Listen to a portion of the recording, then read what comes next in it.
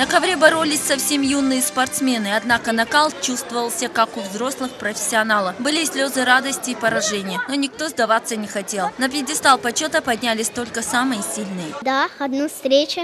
А мой брат троюродный, он 2 встречи. Он сейчас за первое место будет бороться. Соперники сложные были. Я постарался выиграть. Соперник выше меня, сильнее. Я буду еще работать и буду побеждать всегда. По словам наставников, такие мероприятия важны для детей. Этот кубок дает возможность оценить спортсменов.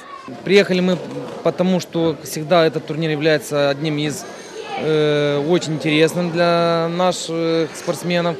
Поэтому, представляя команду плюс столько детей, это просто очень здорово. Поэтому очень рады, что это гостеприимством и вообще здорово просто. Хотелось бы обратиться ко всем молодым ребятам, которые еще не занимаются борьбой. Неважно, борьба это или футбол, бокс. Нужно заниматься спортом для того, чтобы быть нормальным, красивым, воспитанным человеком. Организаторы Кубка отметили, что это только начало спортивного года. Их целью является привлечение большого числа людей к массовым видам спорта. Я как заметил, с первых встреч у нас пошел хороший накал на ковре. Тренера все переживают, ребята выкладываются до последнего на ковре. Даже слышал такие моменты, что говорят, что живым с ковра не выйду. Хороший накал, ребята борются. Наши спортсмены, конечно, как говорится, дома и стены помогают. Ребята борются.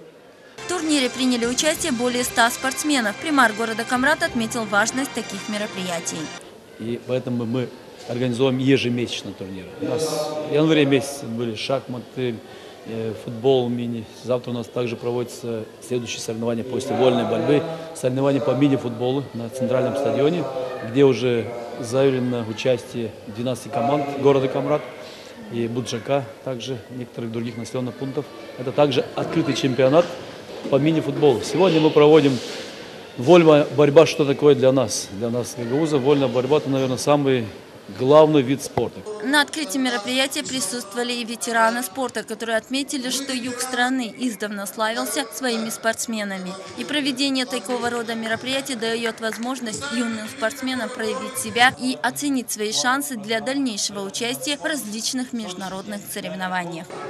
И эти малыши, которые сегодня борются, я больше чем уверен, что кто-то из них все равно будет чемпион Европы, чемпион мира.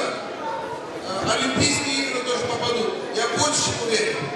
И самое главное, это воля. Воля той борьбы, которую мы должны сегодня выиграть. Все победители получили дипломы и медали.